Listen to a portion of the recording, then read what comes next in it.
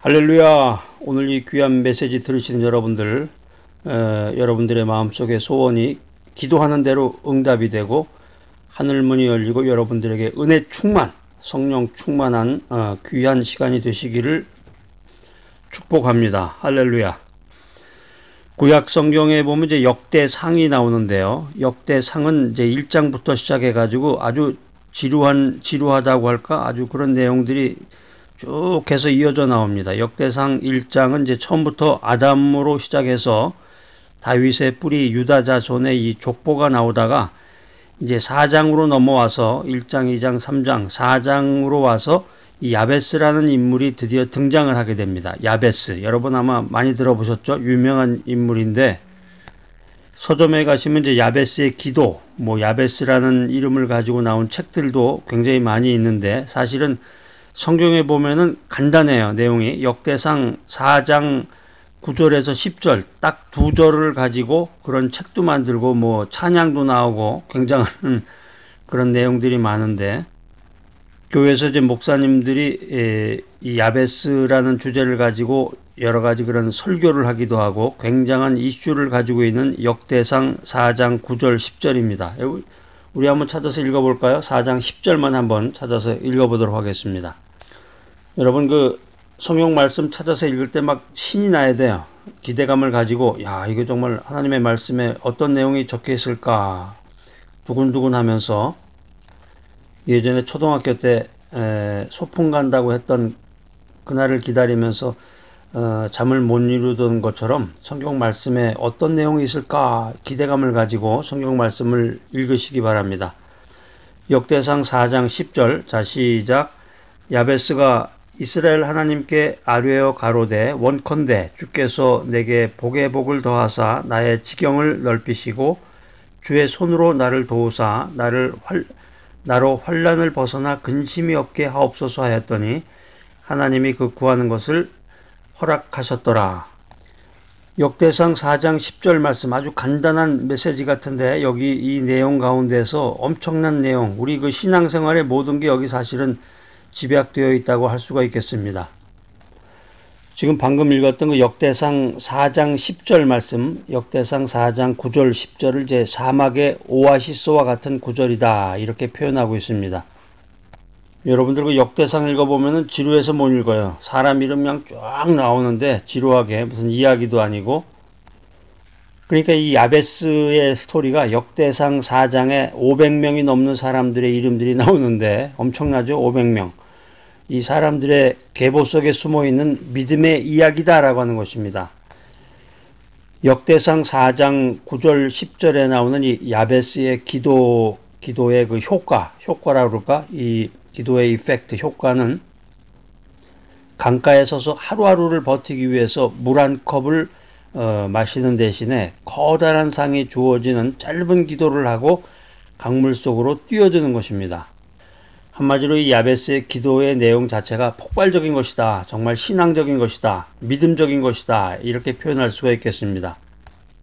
역대상 4장 9절에 보면은 야베스의 백그라운드가 나오는데 야베스는 아주 평범한 사람이었어요. 슬프고 비극적인 인생으로 야베스의 인생이 시작이 되었는데 그의 인생은 복된 인생으로 마감했다. 복된 인생으로 역전했다. 이렇게 성경은 말하고 있습니다. 아주 오래전에 이정현이라는 가수가 있었는데 이정현의 바꿔 그 노래가 기억이 납니다. 예전에 제가 한번 홍콩에 한번 사업 비즈니스차 한번 간 적이 있는데 거기 이제 기업 CEO를 만나서 대화를 나누다가 어떤 배에 오르게 됐어요. 유람선인지 배에 오르게 됐는데 그 배에서 이정현의 바꿔라는 노래가 나오는데 굉장히 국제적인 감각을 느꼈던 그런 기억이 납니다.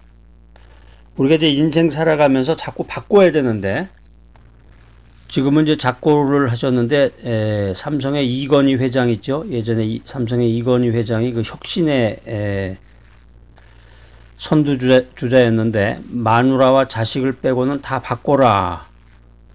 그 말이 또 한때 유행어가 된 적이 있습니다. 하여튼 우리가 인생 살아가면서 자꾸 변혁을 시도해야 되는데 바꾸고 개혁하고 변혁해야 되는데 인생을 바꾸는 두 가지 방법이 있습니다.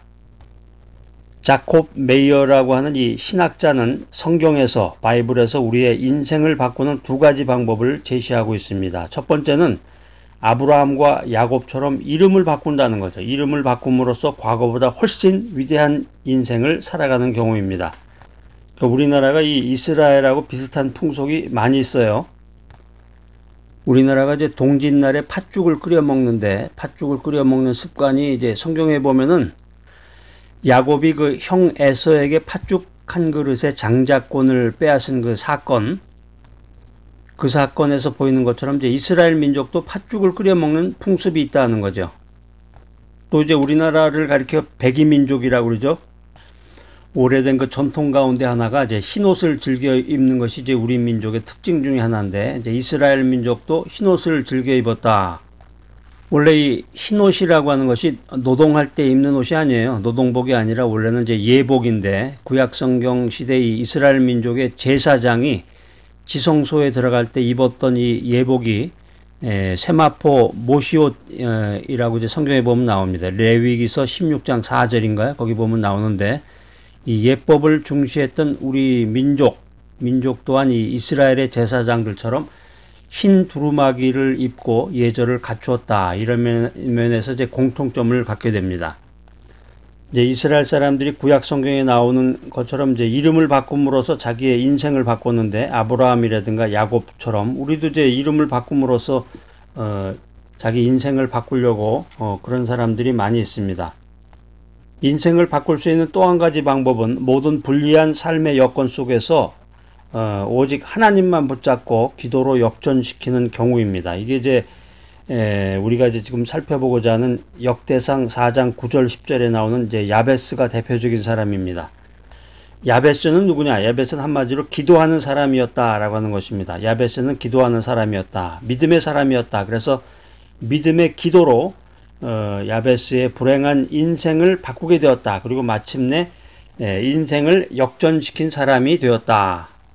이 야베스라는 그 이름의 의미가 뭐냐? 이거 여기 재미있는 그 스토리가 여기 숨어 있는데, 이 야베스라는 그 이름 자체에서 우리가 이제 그 인생을 살아가는데 큰 교훈을 얻게 됩니다.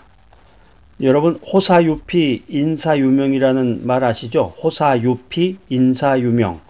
호랑이가 죽으면 유피, 껍데기를 남긴다는 거죠. 호랑이는 죽어서 가죽을 남기고, 사람이 죽으면 이름을 남긴다. 이 말이 이제 호사유피 인사유명이라는 말입니다. 이 야베스라는 이름이 이제 엄마가, 그의 어머니, 마더, 그의 어머니가 지어주었는데, 이 야베스라는 말의 뜻이 고통이라는 뜻이에요. 고통. 히브리어 아차부에서 유래한 말인데, 이 원문의 뜻을 보면은 내가 고통 중에 이 아이를 낳았다. 내가 난산으로 이 아이를 낳았다. 내가 수고하면서 이 아이를 낳았다. 한마디로 얘기하면은 야베스라는 이름의 뜻은 고통의 아들, 이런 뜻이에요. 이스라엘 사람들, 우리가 이제 구약 성경에 나오는 그 이름을 보면은 그 이름의 뜻을 가지고 그 사람의 그 백그라운드라든가 그 미래에 대한 모든 게 그 이름 속에 들어있어요. 그러니까 거짓말하지 않고 아주 정직하게 그 이름을 지었다는 건데, 이 야베스는 그의 인생 출발이 아주 비참했습니다. 그렇지만 믿음으로, 기도로 성공해서 모든 사람들로부터 신망과 칭송을 받는 역전된 인생을 살았다. 이렇게 성경은 말하고 있습니다. 야베스는 자기 이름의 한계를 극복했는데, 그 야베스라는 이름의 뜻이 뭐라고 그랬어요? 고통의 아들이란 말이에요. 고통의 아들. 히브리어 아차브인데 고통의 아들이라는 뜻인데, 자기 이름의 한계를 극복했어요. 그리고 기도를 통해서 그의 인생을 역전시켰다라고 하는 것입니다. 야베스는 유복자가 됐는데 재밌죠? 유복자가 됐다. 이게 무슨 말일까? 유복자라는 게 뭐야? 아버지 없이 태어난 사람을 유복자라고 그러잖아요. 야베스가 유복자였단 말이에요. 유복자로 태어났어요. 아버지 없이 태어난 유복자였는데, 복을 받은 사람 유복자가 됐단 말이에요. 아버지 없이 태어난 유복자가 복을 받은 유복자가 되었다. 여러분들은 여러분들이 갖고 계신 이름의 뜻이 뭡니까? 그 여러분들 이름 한번 써보세요. 종에다 이름도 쓰고 한자로도 써보고, 대개 이제 자기 아버지나 할아버지가 자기 이름을 지어줬을 텐데, 장명가에게 가서 이름을 지었던 분도 아마 있을 거예요. 자기 이름의 뜻을 되게 아시죠? 무슨 뜻이라는 거를 자기 자신이 알 텐데, 여러분들 갖고 계신 그 이름의 한계를 극복하고 말씀으로, 기도를 통해서, 믿음으로 여러분의 인생을 역전시키는 귀하고 복된 여러분들이 되시기를 바랍니다. 역대상 4장 9절에 보면은 야베스는 그 형제보다 존귀한 자다, 이런 표현이 있습니다. 야베스는 그의 형제보다 존귀한 자라고 성경은 말하고 있습니다. 시작은 미약했으나 나중은 창대하리라. 이 말씀 성경 어디에 나오나요? 여러분들 이 말씀 이제 찾아서 암송을 하셔야 되는데, 네, 그거 구약 성경 어디에 나옵니다. 바로 이렇게 말씀하실 수가 있어야 돼요. 자, 따라서 해보세요. 시작은 미약했으나 나중은 창대하리라. 여러분 노트에다도 한번 이렇게 써보시고, 내 인생 시작은 미약했구나. 그러나 믿음으로 기도 충만하면서 내 인생의 나중은 창대하리라. 욥기서 8장 7절 말씀 딱 이렇게 써놓으시면은 여러분들이 성경 말씀을 대할 때마다 이렇게 자신감이 들고 믿음으로 인생을 살아나가게 될 줄로 믿습니다. 누구든지 인생의 어떤 상황에서 출발했더라도 기도를 통해서 하나님과 동행하는 인생을 통해서 성공적인 인생을 살 수 있음을 바로 이 야베스가 우리들에게 보여주고 있다라고 하는 것입니다. 사랑하는 여러분, 이 기도는 영혼의 호흡이라고 그랬죠. 하나님과의 대화인데, 이 기도는 최대의 무기요 강력한 무기다. 우리가 뭐 어디 이런 전쟁터에 나가서 싸움을 하는 게 아니라 우리가 지금 이 살아가고 있는 이 현실이 영적인 전쟁터란 말이에요. 영적인 전쟁터. 공중의 권세 잡은 이 악한 세력과 매일 매순간 싸워야 되는데, 그 무기가 뭐냐면 기도다라는 것입니다. 기도, 말씀과 기도를 가지고 하나님과 동행하면서 우리가 성공적인 인생을 살아나가야 된다, 이렇게 성경은 말하고 있습니다. 우리가 이 역대상 4장 9절 10절 말씀에 나오는 그 야베스의 이야기를 통해서 기도는 전능하신 하나님을 붙잡는 손길이다. 기도는 가장 강력한 생명의 줄이다. 능력의 줄이다. 이 사실을 믿고 깨달아야 되겠습니다. 자, 오늘 이 귀한 메시지 들으신 여러분들, 자기 이름의 한계를 극복하고 기도를 통해서 나의 인생을 역전시키는 귀하고 복된 여러분 모두가 되시기를 간절히 기대합니다.